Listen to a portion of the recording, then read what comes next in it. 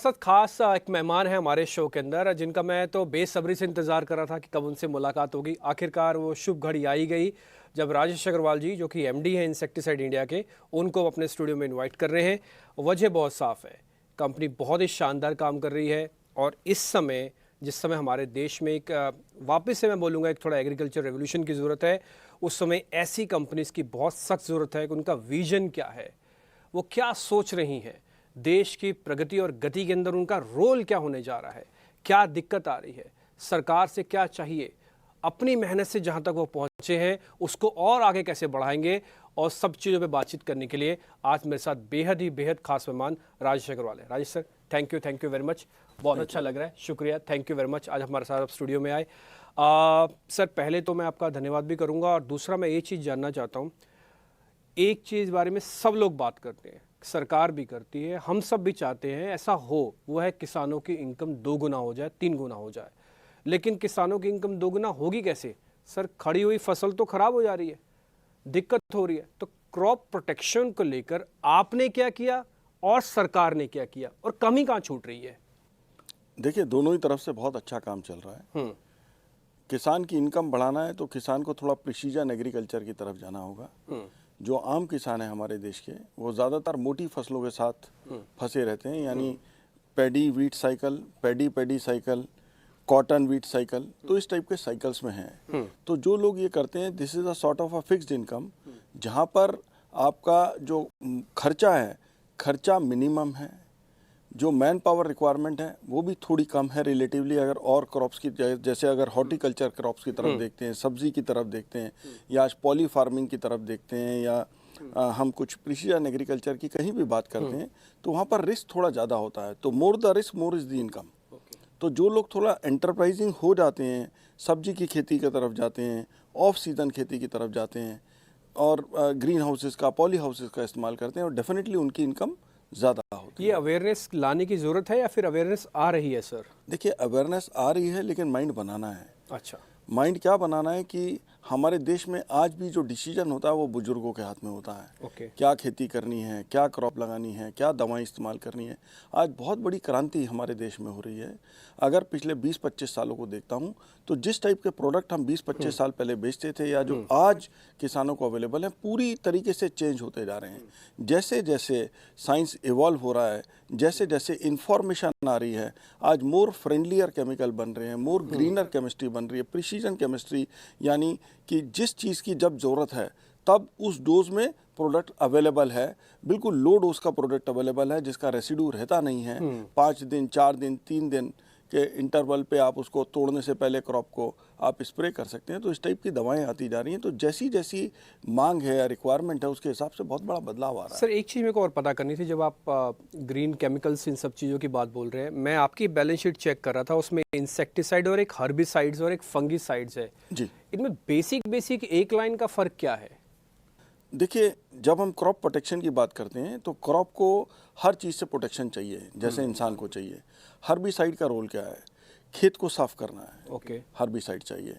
आपने एक क्रॉप लगाया है और उसके अंदर दूसरा क्रॉप चाहे उससे अच्छा आ जाए, लेकिन वो अनवांटेड है। ओके। जैसे मैंने कॉटन की सोइंग किया, लेकिन मेरे खेत में रोज आ गया, जिसको हम हिंदी में या खरपतवार घास आ कहते गया, हैं। खरपतवार। यस। तो आजकल स्पेशलिस्ट खरपतवार नाशक अवेलेबल हैं कि वो चौड़ी पत्ती का बीट है तो उसको मारेगा, घासें आपके खेत में आ गई हैं तो उसको मारेगा, और आपकी क्रॉप को नुकसान नहीं करेगा। तो बहुत प्रिसीजन, क्योंकि आज के दिन मैन पावर कॉस्ट बढ़ती जा रही है। अगर मैनुअली आपको एक खेत के अंदर वीडिंग करनी है तो 1 एकड़ का खर्चा 5,000 से लेकर 15,000 तक आ सकता है, जबकि जो केमिकल सॉल्यूशंस हैं वो 200 रुपये से लेकर 1,000-1,200 रुपये तक पे अवेलेबल है। ठीक है सर, इसमें से सबसे अच्छा कौन सा रहता है, हर्बिसाइड, फंगिसाइड या फिर इंसेक्टिसाइड? मतलब इसका क्या, कैसे? हर चीज़ की अपनी इंपॉर्टेंस है। हर्बिसाइड वीड कंट्रोल के लिए चाहिए, जैसे मैंने बताया कि आप 500 या 1,000 रुपये का हर्बिसाइड डाल के 5,000 से 15,000 का फायदा कर सकते हैं। ठीक है। इसी तरीके से अगर आपकी क्रॉप को पेस्ट इन्फेस्टेशन आ रहा है, हाँ, तो उससे भी आपको बचाना है। तो उससे बचाना है तो डेफिनेटली आपको इंसेक्टिसाइड का इस्तेमाल करना होगा। और आपकी क्रॉप पे डिजीज़ है, कुछ फंगस आ रहा है, तो उसके लिए भी रिकमेंडेशन फंजीसाइड्स की है। ठीक है। तो हर चीज़ प्रिसीजन है। सिर्फ हमारा एक रिकमेंडेशन रहता है कि बीमारी को बढ़ाए ना। अगर बीमारी को सही समय पे कंट्रोल कर लें, यानी वीड आ रहा है तो 1 या 2 पत्ती का है, आप वीडिसाइड डाल दीजिए। अगर उसको बड़ा करेंगे तो दवाई ज़्यादा डालना होगा। इसी तरीके से अगर पेस्ट इन्फेस्टेशन आ रहा है तो जब थोड़ा थोड़ा पेस्ट इन्फेस्टेशन है, अगर तभी उसको कंट्रोल कर लेंगे या प्रिलिमिनरी दवाई डाल देंगे तो आपको कम दवा डालनी पड़ेगी और रिजल्ट्स बेहतरीन मिलेंगे। अगर आप पेस्ट पॉपुलेशन बढ़ा देंगे, इसी तरीके से डिजीज़ बढ़ा देंगे तो फिर ज़्यादा दवाई और उसका कम असर। ठीक है, डन। अच्छा सर, हम सारी चीज़ जब सुनते हैं तो इस तरह की कंपनीज के अंदर सुनते हैं कि चाइना हमारा बहुत बड़ा कॉम्पिटिटर है, वो वर्ल्ड मार्केट के हिसाब से भी है, और कई बार ऐसा होता है कि बहुत ज़्यादा इंपोर्ट हो जाता है इंडिया में, तो फिर इंडियन कंपनीज़ को भी थोड़ी मुश्किल होती है। तो सर मेरे को जरा बताइए, इंडियन कंपनीज़ और चाइनीज़ कंपनीज़ का मार्केट शेयर अभी कितना है, और इंडियन कंपनीज़ कितनी अच्छे से ग्रो कर सकती है, इसमें चांसेस कितने हैं? लकीली जो हमारा एग्रोकेमिकल इंडस्ट्री है एक पॉजिटिव इंडस्ट्री है। ओके। चैंपियन सेक्टर हम इसको बोल सकते हैं। कैसे बोल सकते हैं कि इंपोर्ट इंडिया के अंदर होता है करीबन 1500 करोड़ का पेस्टिसाइड, अच्छा। और यहाँ से एक्सपोर्ट होता है 15,000 करोड़ का इंसेक्टिसाइड इंपोर्ट तो होता है, 10 गुना हो गया। और 50,000 करोड़ का लगभग $5 बिलियन का इंसेक्टिसाइड एक्सपोर्ट होता है। ओके, ठीक है। और जो इंडिया की अपनी कंजम्पशन है वो $4 बिलियन की है, 35,000 करोड़ के करीब का मार्केट है। अच्छा। तो इसका मतलब ये है कि आज इंडिया में बहुत अच्छी मैन्युफैक्चरिंग हो रही है। आज जितनी लीडिंग कंपनीज हैं उन सब कंपनीज ने, जैसे अगर मैं बात करता हूँ 40-50 कंपनीज ने ऑलरेडी बैकवर्ड इंटीग्रेट किया है, अपने टेक्निकल प्लांट्स बना रहे हैं, लोग फर्दर बैकवर्ड इंटीग्रेट कर रहे हैं। मैं कहता हूँ कि एक तरीके का सेल्फ मोटिवेशन है। मोदी जी ने कॉल दिया था मेक इन इंडिया का, आज बहुत सारा काम हो रहा है मेक इन इंडिया पे, बहुत सारा काम हो रहा है इनोवेट इन इंडिया पे, क्योंकि इनोवेशन का दौर है। आज कंज्यूमर को सॉल्यूशन चाहिए, अगर वो सॉल्यूशन आप दे सकते हैं, क्योंकि मैं देख रहा हूँ कि एग्रोकेमिकल में खास तौर से जो एक बदलाव आया 15 साल में, नई नई दवाइयाँ बहुत सारी अवेलेबल रहती थी, ऑफ पेटेंट हो जाती थी, फिर भी वो मोनोपोली रहती थी, तो आम किसान को मिल नहीं पाती थी। खाली जो प्रोग्रेसिव किसान था वो उन दवाओं को अफोर्ड कर पाता था। हमने उन चीज़ों को इंडिया में बनाया, इंडिया में बना के वो कॉम्पिटिटिव हुई, क्योंकि एक बार जब इंडिया में आप मैन्युफैक्चरिंग किसी चीज़ की शुरू कर देते हैं तो उसका टिम रजिस्ट्रेशन या मी टू रजिस्ट्रेशन आराम से मिलता है। ठीक है। तो मी टू रजिस्ट्रेशन जब लोग ले लेते हैं तो उसकी मैन्युफैक्चरिंग जगह जगह बढ़ जाती है। ठीक रॉ मटेरियल की कंजम्पशन भी इंडिया की बढ़ जाती है, तो उससे रॉ मटेरियल के दाम भी कम होते हैं, क्योंकि मैन्युफैक्चरिंग बढ़ जाती है तो उसमें भी स्पेशलाइजेशन आ जाता है, उसके दाम भी कम होते हैं, और उसका सीधा फायदा हमारे किसान को मिलता है। तो नई टेक्नोलॉजी के प्रोडक्ट जो पहले खाली प्रोग्रेसिव किसान को अवेलेबल थे, मैं कहता हूँ हर किसान को अवेलेबल हो पाते हैं जब वो इंडिया में बनने शुरू हो जाते हैं। तो एक बहुत बड़ी अपॉर्चुनिटी है जो हमारे किसान के पास है, क्योंकि अभी हुआ क्या है कि दुनिया भर में जो इन्वेंशन है, इन्वेंशन थोड़ी सी कम हो गई है। ओके। जो पहले यूरोप में R&D कहते हैं जी, जो R&D जो पहले होती थी वो यूरोप में और अमेरिका में सबसे ज़्यादा होती थी, अब वो थोड़ी जापान की तरफ ज़्यादा शिफ्ट हो गई है। तो आज जापानीज़ कंपनी इंडिया आ रही हैं, इंडियन कंपनीज के साथ कोलैबोरेट कर रही हैं। उसके अलावा जो बैकवर्ड इंटीग्रेशन करना है, यानी जो ऑफ पैटेंट टेक्नोलॉजीज़ हैं उनको इंडियन कंपनियां तेजी से बना रही हैं, और मी टू रजिस्ट्रेशन तो सस्ते में मिल जाता है, आराम से मिल जाता है, टेक्नोलॉजी भी थोड़ी क्रैक्ड होती है, थोड़ा पैटेंट से इन्फॉर्मेशन मिल जाती है, लोग जल्दी जल्दी ले आते हैं। कंपटीशन होता है तो डॉक्टर्स इंजीनियर्स काम करते हैं, चीज़ों को बना पाते हैं।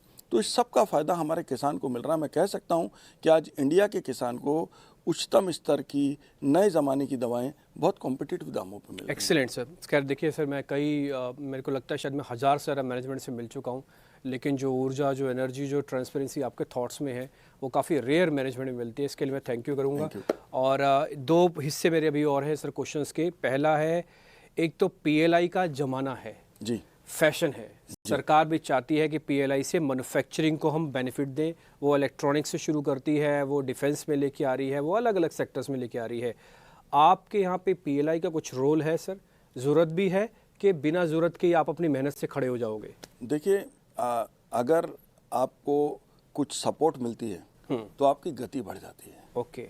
एक विजन मोदी जी ने दिया, विजन दिया, लोगों ने R&D में पैसा खर्च करना शुरू किया। गलती से पॉलिसी कुछ ऐसी हो गई जहाँ पर R&D को भी कोई बेनिफिट नहीं मिलता। मैं ऐसा इसलिए कह रहा हूँ कि पहले R&D के अंदर जो आप इन्वेस्टमेंट करते थे उसका डबल रिलैक्सेशन मिलता था, फिर 1.5 टाइम्स था, 1 कर दिया, यानी R&D का कोई प्रिविलेज नहीं है। आप R&D करके प्रोडक्ट को डेवलप करते हो, उसकी रजिस्ट्रेशन पे भी कोई प्रिविलेज नहीं मिलता। आप R&D करके प्रोडक्ट को इंडिया में रजिस्टर करते हो, मैन्युफैक्चरिंग चालू करते हो, उसका चाइनीज रजिस्ट्रेशन जल्दी से आ जाता है और गवर्नमेंट उसको अलाउ करती है। बहुत सारे देश ऐसे होते हैं जो बोलते हैं कि मेरे देश में प्रोडक्ट बन रहा है, मैं इसको इम्पोर्ट नहीं होने दूंगा, लेकिन इंडिया के अंदर तो रिलैक्स गाइडलाइन में लोग इम्पोर्ट भी रजिस्ट्रेशन कर ले तो आपको हर तरीके का कंपटीशन है, तो वो परेशानियां आ रही हैं। दूसरा, PLI स्कीम हम देख तो रहे हैं 3 साल से कि आएगी आएगी आएगी, बहुत मेहनत कर रहे हैं, लेकिन PLI अनाउंस नहीं हो रहा है। तो मैं कहना चाहता हूँ कि अगर गवर्नमेंट इस पर थोड़ा सा ध्यान दे, थोड़ी सी स्कीम्स ऐसी लगाए जिसको हर टाइप की कंपनी, यानी खासतौर पे जो कंपनियां R&D कर रही हैं उन कंपनीज को थोड़ा सपोर्ट दिखाई दे, उसके अंदर से कुछ मिले, तो डेफिनेटली कंपनियां और ज़्यादा एंथुजियाज्म के साथ आगे बढ़ेंगी और जो प्रोडक्ट्स ला रही हैं उसको और तेज़ी से लाएंगी। और जो गवर्नमेंट का विजन है कि हमें और बैकवर्ड इंटीग्रेट करना है, केमिकल को बेसिक लेवल से इंडिया में ही बनाना है, क्योंकि होता क्या है, प्रोसेसिंग बहुत हद तक चाइना के पास चली गई। क्यों चली गई? कि उन्होंने इतना सस्ता प्रोसेसिंग किया, दुनिया की प्रोसेसिंग फैक्ट्रियां बंद कर दी। तो कई जगह पर बेसिक केमिकल इंडिया में अवेलेबल है, प्रोसेस चाइना में होता है, फिर इंडिया में आता है, फिर इंडिया में उसका हमारे माल प्रोसेस होकर हमारे ये पास ही आता है। तो क्यों आता है? क्योंकि प्राइस है, उनके पास इंसेंटिव्स हैं गवर्नमेंट की सपोर्ट है, हमारे पास कुछ भी नहीं है।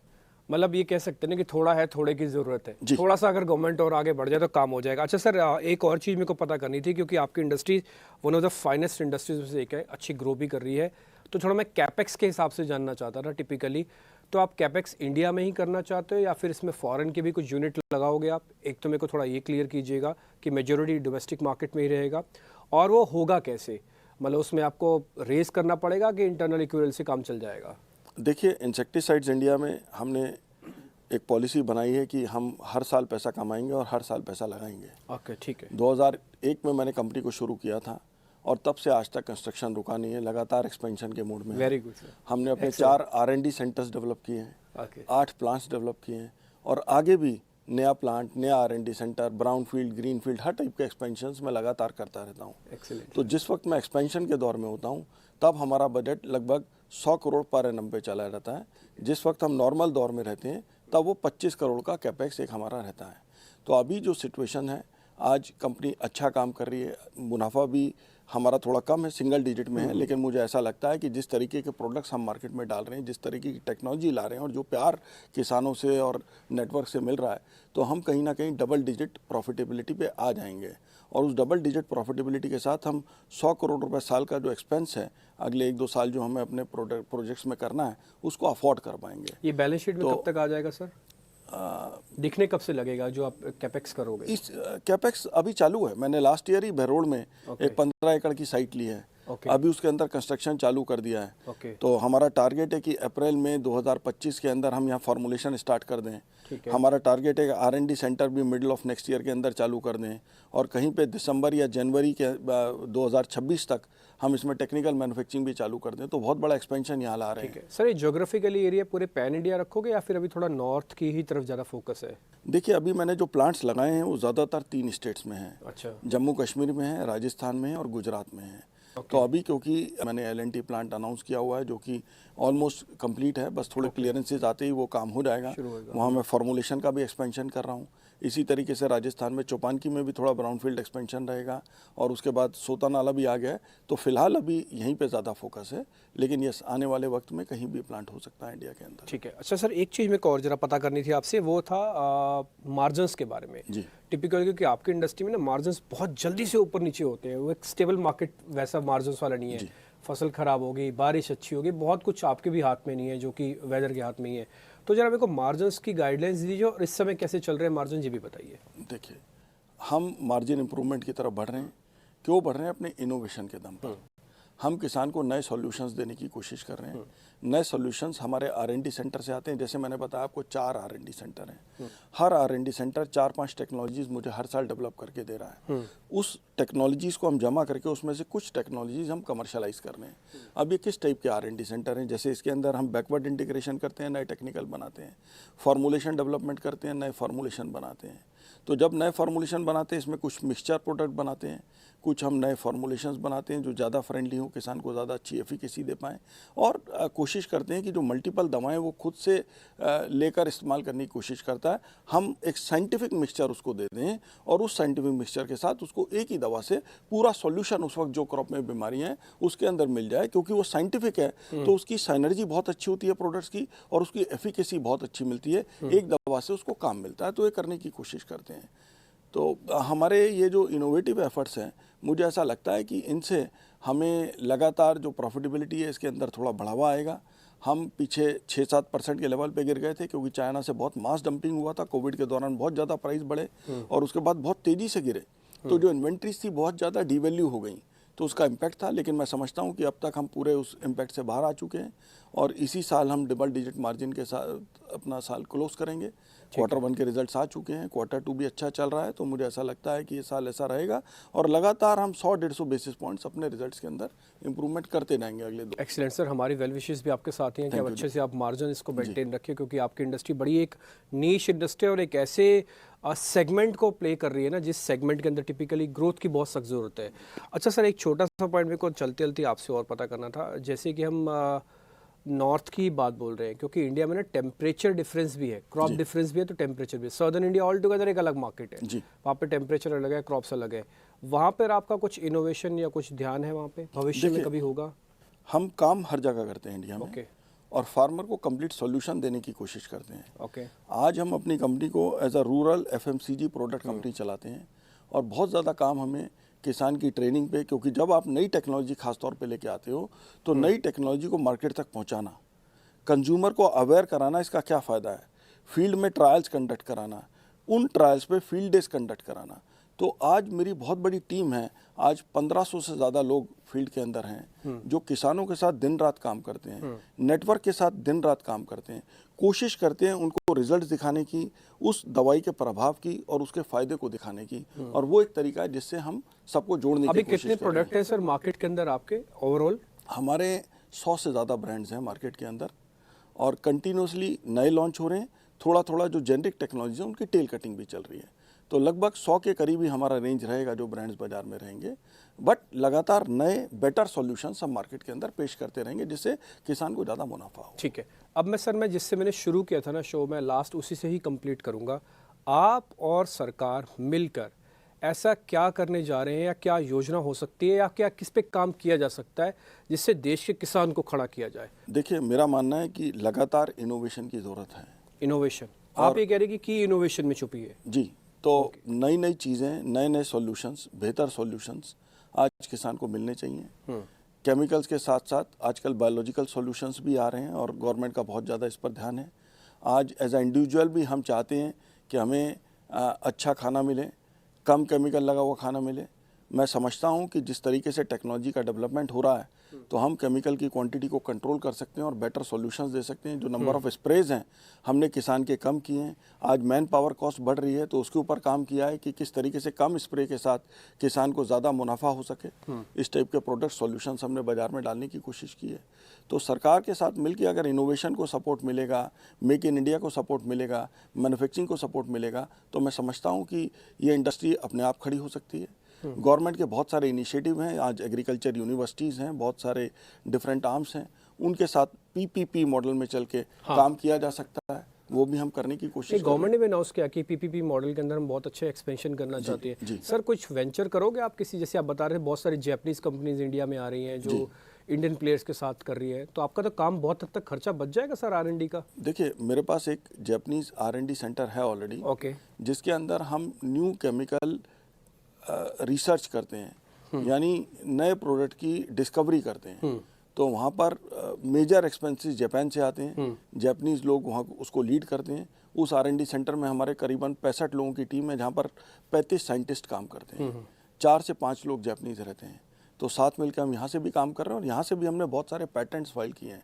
मैं उम्मीद कर रहा हूँ कि 2025 के अंदर हमें यहाँ से एक प्रोडक्ट का एप्लीकेशन हम ज़रूर डालेंगे, क्योंकि उसका डाटा तैयार हो गया, प्रोडक्ट फाइनल फेजेज में आ चुका है और 26 के अंदर इस प्रोडक्ट को लॉन्च भी करेंगे। ठीक है सर, आपका जो टोटल रेवेन्यू मॉडल है जिसमें से पैसा आता है, मैं कुछ स्टेट्स भी चेक कर रहा था, मैं आपको थोड़ा, आप भी मेरे को जरा करेक्ट कीजिएगा अगर मैं कहीं गलत हूँ किसी पॉइंट पे। तो सदर्न इंडिया से करीब 36% आपका माल मतलब आपके रेवेन्यू आता है, ईस्ट से आता है, वेस्ट से आता है, नॉर्थ से आता है, सब 20-20% से ऊपर है जी, इन सब में ही है। मतलब करीब करीब मैं बोलूँगा पैन इंडिया प्रेजेंस, पूरा पैन इंडिया प्रेजेंस होगा, जैसे आप शुरुआत में बता हर क्रॉप में काम करते हैं, सब जगह काम करते हैं।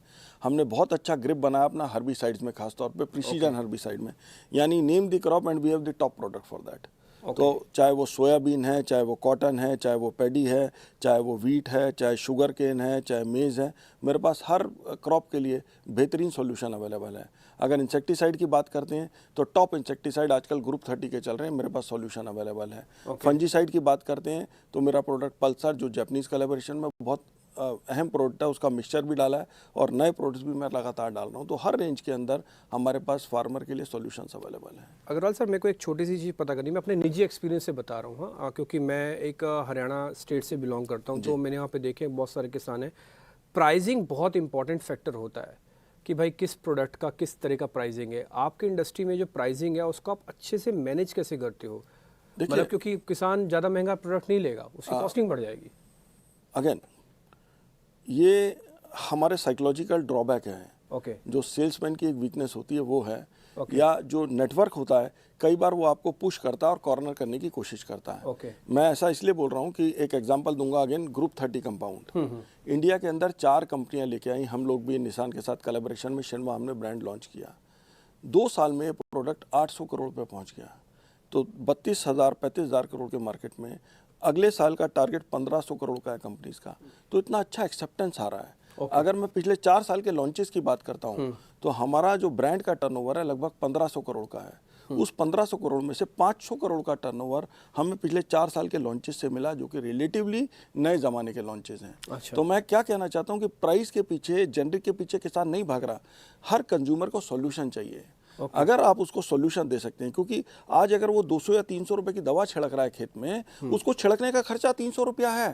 अगर मैंने उसके 3 स्प्रे की जगह 1 स्प्रे करा दिया और वो स्प्रे अगर 700-800 रुपए का भी है, और तो उसको कन्वीनियंस कितना है। आज आपको कन्वीनियंस देना है, आज आपको रिजल्ट देना है, आज आपको सेटिस्फेक्शन देना है। अगर वो इन्फॉर्मेशन आप कंज्यूमर तक पहुंचा देते हैं तो डेफिनेटली वो टेक्नोलॉजी को एक्सेप्ट कर रहा है। प्राइस एक बैरियर है इंडियन मार्केट में, इंडिया मास मार्केट है, तो एक थोड़ी रिलेटिवली आपको कॉम्पिटिटिव जरूर रहना पड़ता है, लेकिन इतनी इमरजेंसी नहीं है कि खाली सस्ता ही बिकेगा। नहीं, ये अच्छा किया सर, आपने पॉइंट रख दिया और ये बात मैंने भी अच्छा किया, ये आपसे पूछ भी लिया, क्योंकि ये जो प्राइस सेंसिटिव वाला मैटर होता है ना, एक जैसे आप खुद कह रहे हैं, एक भ्रम है, एक ये फालतू की एक ड्रॉबैक है जो हमारी इंडस्ट्री को ऑलमोस्ट थोड़ा पीछे की तरफ भी धकेलता है। एक चीज़ मेरे को और पता करने से, जब मैं रिपोर्ट पढ़ रहा था उसमें B2B और B2C वाले सेगमेंट्स हैं, तो डायरेक्ट आप कंज्यूमर से टच नहीं हो, B2B मतलब बिजनेस टू बिजनेस भी है? बिजनेस टू बिजनेस भी। जब हम नए नए टेक्निकल्स बनाते हैं, बैकवर्ड इंटीग्रेशन करते हैं, तो जो बाजार में और कंपनीज हैं वो भी उन प्रोडक्ट्स को लेना चाहती हैं। तो हम उनको ऑफर करते हैं कि आप भी आइए, ब्रांड वैल्यू से अपने ब्रांड में बेचिए। तो उसमें 2 फायदे होते हैं कि जब कंपटीशन में आप एक प्रोडक्ट निकाल रहे हैं तो कंपटीशन में दूसरे प्रोडक्ट्स भी आ रहे हैं। जैसे आपको ड्रिंक लेनी है अभी, तो चाय भी है, कॉफ़ी भी है। अगर मैं कॉफ़ी बना रहा हूँ और मेरे साथ 4 लोग और कॉफ़ी बेच रहे हैं, तो कॉफ़ी चाय को थोड़ा ज़्यादा कंपटीशन देगी। तो वो भी एक आइडिया रहता है कि आपका प्रोडक्ट प्रमोट होता है, टीम मोटिवेटेड रहती है, और बाजार में जब वो 4 कंपनीज पुश कर रही हैं तो कहीं ना कहीं कंज्यूमर को भी थोड़ा सा, जब ज़्यादा अवेलेबिलिटी होती है तो उसकी पहुँच पड़ती है। बाय द वे सर, आपकी कॉफ़ी ठंडी हो गई है, बात में पता ही नहीं चला कि हमारे से बात में पता ही नहीं चला। अच्छा सर, एक लास्ट क्वेश्चन मैं आपसे और पता करना चाहूँ, आगे की आप कंपनी की ग्रोथ का रोड मैप मेरे को 2-3 पॉइंट्स में दे सकते हैं सर? देखिए, बहुत क्लियर विजन है कि हमें लगातार नए सॉल्यूशंस पे काम, क्योंकि ये मैं सर कंज्यूमर भी हूँ और मैं इन्वेस्टर भी हूँ। ऐसे सोचिए कि मैंने कंपनी के अंदर पैसा भी लगाया और मैं इसका प्रोडक्ट भी इस्तेमाल करता हूँ। जी, तो बहुत बड़ी क्लियर एक विजन है कि हम लगातार नए सॉल्यूशंस, नए इनोवेटिव सॉल्यूशंस देंगे। आज कंपनी के 4 R&D सेंटर हैं, 2 R&D सेंटर और बना रहा हूँ। मैंने एक अपनी आर्म डेवलप की, आयल बायोलॉजिकल्स, इसका नया R&D सेंटर आ रहा है जो कि बायोलॉजिकल प्रोडक्ट्स का ही R&D सेंटर रहेगा। इसके अलावा जो बहरोल में नया प्लांट लगाने वाला हूँ, वहाँ पर भी एक केमिकल का नया R&D सेंटर आएगा जो फॉर्मुलेशन और टेक्निकल पे सीधा काम करेगा। तो मेरे अभी जो केमिकल के 2-3 R&D सेंटर रह जाते हैं वो 4 हो जाएंगे, बायोलॉजिकल के भी R&D सेंटर 2 हो जाएंगे। तो इनसे और ज़्यादा प्रोडक्ट्स मिलेंगे। जब और ज़्यादा टेक्नोलॉजी मिलेगी तो उनमें से अच्छी टेक्नोलॉजीज़ का चुनाव करके हम मार्केट के अंदर उनको लगातार लॉन्च कर पाएंगे। और यही नहीं है कि हम सिर्फ R&D पे काम कर रहे हैं, मैन्युफैक्चरिंग के अंदर लगातार एक्सपेंशन कर रहे हैं, उसके साथ मार्केट में एक्सपेंशन कर रहे हैं। तो कोशिश ये कि पूरी चेन को स्ट्रांग बना सकें, क्योंकि मैन्युफैक्चरिंग, मार्केटिंग, डेवलपमेंट, सेल्स, आज हर चीज़ जब स्ट्रांग होगी तभी कंपनी मजबूत होगी। तो चारों तरफ से हम नए सॉल्यूशंस लेके किसानों के बीच में आ रहे हैं। हमारी कोशिश है कि ट्रैक्टर ब्रांड के नीचे हम अपने प्रोडक्ट्स बेचते हैं, कि ट्रैक्टर ब्रांड को इतना मशहूर कर दें कि ट्रैक्टर देख लिया और किसान ने विश्वास कर लिया कि ट्रैक्टर ऐसी कंपनी है जो ट्रैक्टर प्रोडक्ट मेरे पास अगर आ रहा है तो एक अच्छा क्वालिटी प्रोडक्ट आ रहा है, अगर मुझे इनोवेटिव सॉल्यूशंस देखना है, ट्रैक्टर के नीचे मिलेगा। इसके अलावा निसान के साथ मेरा जापानीज़ कंपनी के साथ कोलैबोरेशन है, ओत्सुगा के साथ कोलैबोरेशन है, Japanese OAT Agrico company Japan. तो ये सब कंपनीज भी अपने नए नए प्रोडक्ट्स मुझे देती हैं। तो बहुत सारे सॉल्यूशंस हम अपने पार्टनर्स के साथ भी लाएंगे, अपने R&D सेंटर की मदद से भी लाएंगे, नए नए मिक्सचर्स भी लाएंगे और बायोलॉजिकल प्रोडक्ट्स भी मार्केट को ऑफर करेंगे, क्योंकि हम केवल केमिकल कंपनी बन के नहीं रहना चाहते। हमें क्रॉप प्रोटेक्शन का एक कंप्लीट सॉल्यूशन किसान को देना है, वो हम उसको अवेलेबल कराएंगे। ठीक है सर, मेरे पास थोड़ी समय की कमी है, आपसे बातचीत करूंगा तो मेरे को लग रहा है रात भी हो सकती है, क्योंकि आपके थॉट प्रोसेस इतने क्लियर है। मेरे पास भी बहुत सारे क्वेश्चंस थे, बट थोड़ा समय की प्रतिबद्धता है, तो इसलिए मैं आपसे आज शुक्रिया अदा करूंगा। और मैं एक चीज़ और बोलूँगा, सर सामने बैठे हैं, सर के सामने ही गवर्नमेंट से अपील भी करूंगा कि देखो ये बहुत मेहनत कर रहे हैं, किसानों के लिए बहुत जुटे हुए हैं। ठीक है, बिजनेस है, व्यापार है, उसमें मार्जिन्स चाहिए होते हैं मेंटेन रखने के लिए, कैपेक्स के लिए, लेकिन थोड़ा पीएलआई पे अगर आप भी सोचेंगे, हम भी सर के साथ ही आपसे अपील कर रहे हैं, थोड़ा पीएलआई के बारे में आप सोचोगे तो काम बन सकता है। आपका थोड़ा सा सहयोग इस इंडस्ट्री को बहुत ऊपर उठा सकती है, और जिस किसानों के हम 2 गुना इनकम की बात बोल रहे हैं, वो सिर्फ नारों में ना रहे बल्कि हकीकत में भी हो जाए। बहुत बहुत शुक्रिया sir, thank you very much. अच्छा लगा आपसे बातचीत करके, और जल्दी आपसे वापस मुलाकात होगी sir. Thank you very much. तो फिलहाल मेरे को इजाज़त दीजिए, इस कार्यक्रम से इतना ही। नमस्कार।